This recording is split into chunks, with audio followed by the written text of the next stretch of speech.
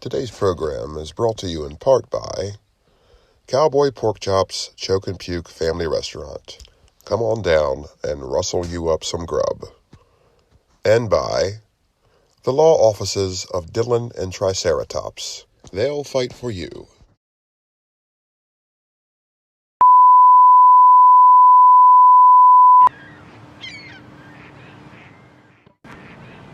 Greetings, mateys. It's me, the bald-headed bastard of the briny seas himself, Captain Adam. And welcome aboard the VHS pirate ship.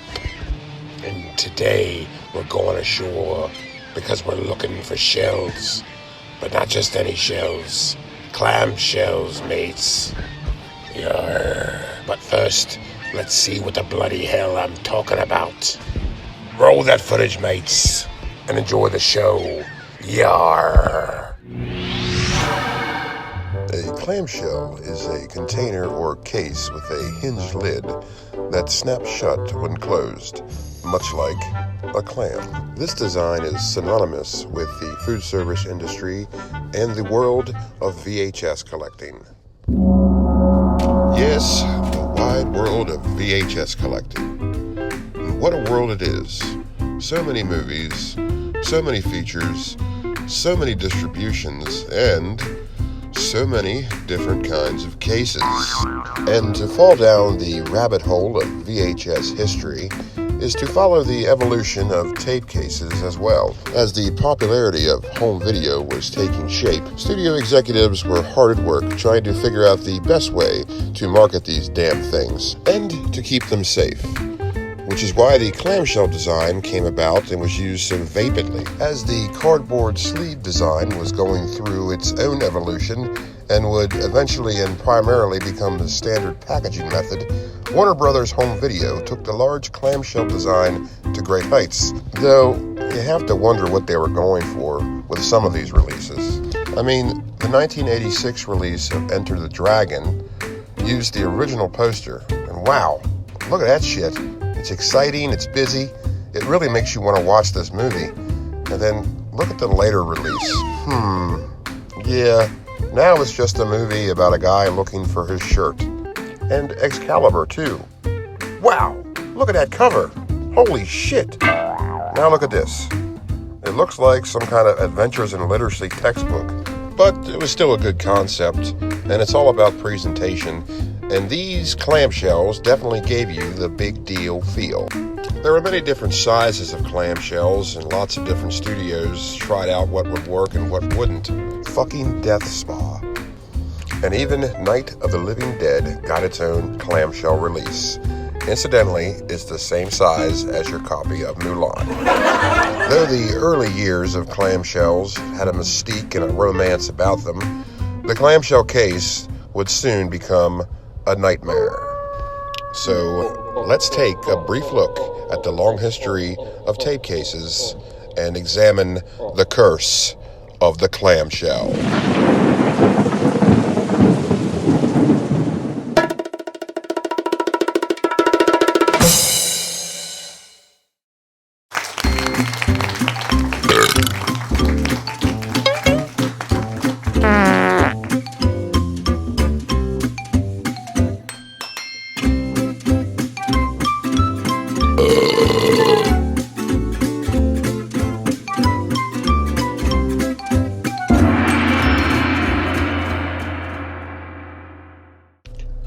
The mollusk.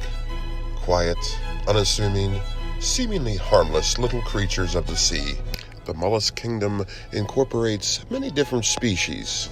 Most notably are mussels, oysters, and clams. And looking at these things, it makes you wonder how man figured out we could eat them. Though those in the scientific field speculate that ancient man had to observe birds picking up the little shellfish and dropping them on the rocks below, dashing them apart and exposing the pulpy, loogie-like flesh inside. Where was I going with this? Ah yes, the clam. One trait that is commonly shared amongst some mollusks is the inhabitants of a shell, and the clamshell may very well be nature's most perfect defense mechanism. But what works in nature doesn't always work in VHS collections. I can't believe I just said that. Now, you may ask yourself, what's the big deal? Well, a big part of any VHS collection is the so-called shelf aesthetic. And if your shelf doesn't look good, it will bother the fuck out of you. There's a little bit of OCD that goes along with any VHS collector, or any collector for that matter. And these things just don't fit in with the rest of your tape collection. They stick out like a sore thumb. Just like me in high school. I mean, you need a whole shelf of these fucking things for it to look good. And even then, that's a gamble. Because clamshells have come in many different sizes through the years. The most widely used being the quote-unquote kids movie clamshell that Disney pretty much made famous. And let me tell you, there's nothing worse than when a movie is re-released in a fucking clamshell. For example, let's take The Sandlot. Great movie, great baseball movie. I think we all can agree it's right up there with Bull Durham and Major League. And look, the original release had the nice, normal cardboard sleeve that fit right along with the rest of your video collection. Even the dime a dozen 20th Century Fox Family Feature Edition is more aesthetically pleasing than this bulky piece of shit, which was released in the mid-90s, and once again we're reminded that it's a family feature, as if we needed to know. And I'm not entirely sure why, but when a video is released in a clamshell, it just seems to cheapen the whole damn thing to me. I mean, when E.T. was released in 1988, on VHS, it was a huge deal, mainly because Spielberg didn't want it released on VHS due to piracy concerns, which is very ironic considering there's a pirate talking about it right now. And I tell you, you really gotta love people. Look at this.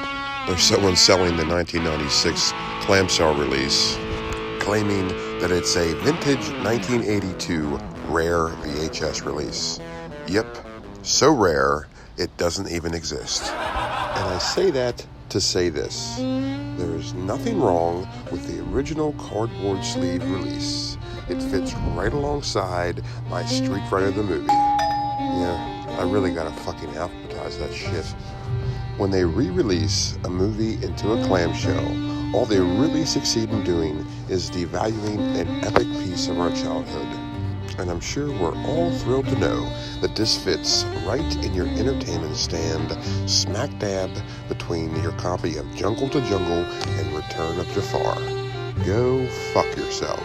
And not many of our childhood favorites escaped this re-release clamshell crypt fate.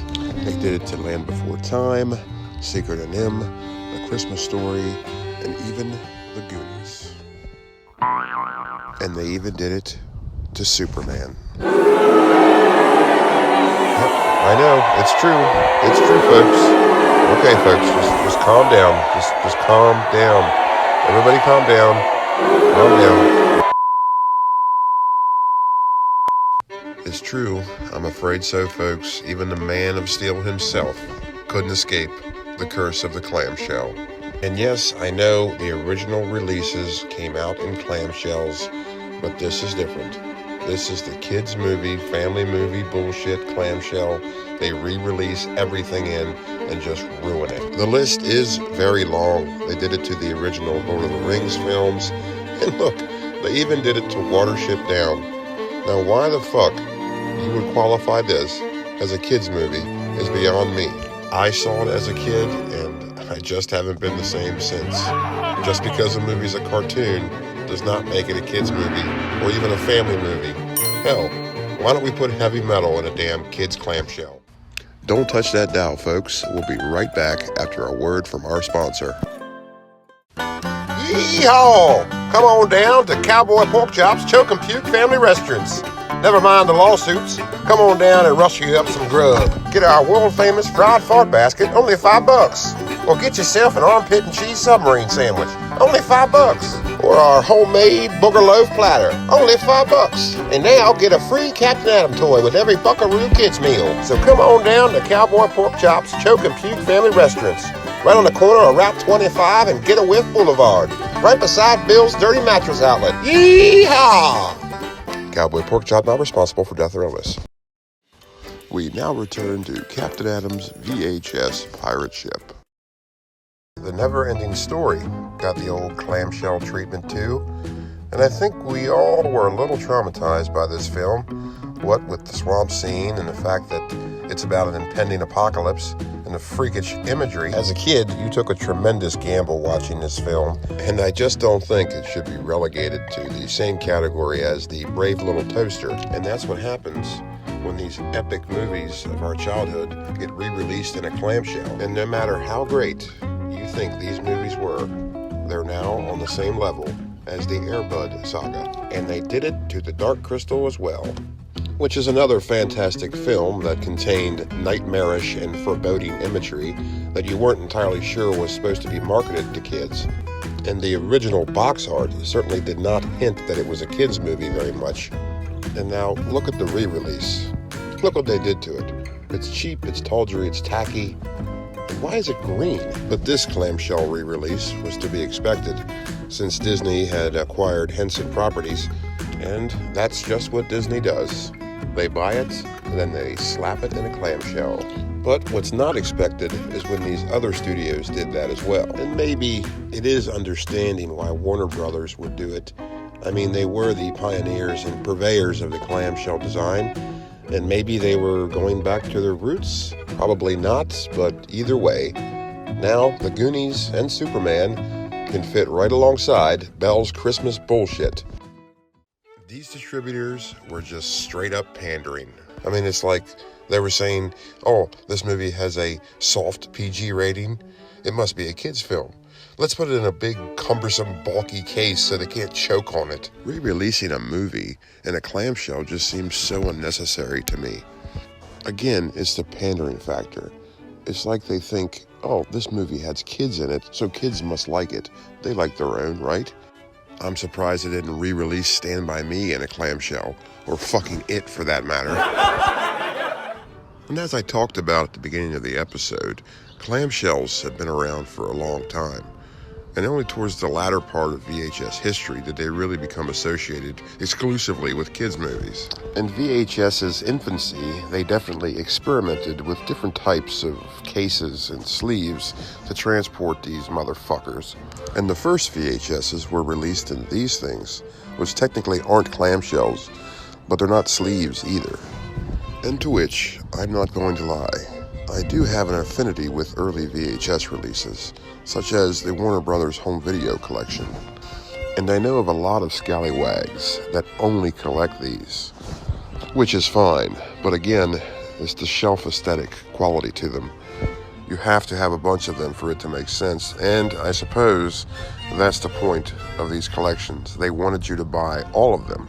And there is a certain mystique about the uniformity of all these tape cases, and a lot of studios did this in the early years of VHS. And RCA had a very interesting take, where it was a typical sleeve in size and shape, but it was a closed box and didn't have an open bottom, unlike your mom. And again, it's the uniformity of all these cases which makes it pretty attractive. I mean, everything down to the lettering, to the trim of the box was completely the same. And if you had shelffuls of this stuff, it looked really attractive. It doesn't even matter what the movies were.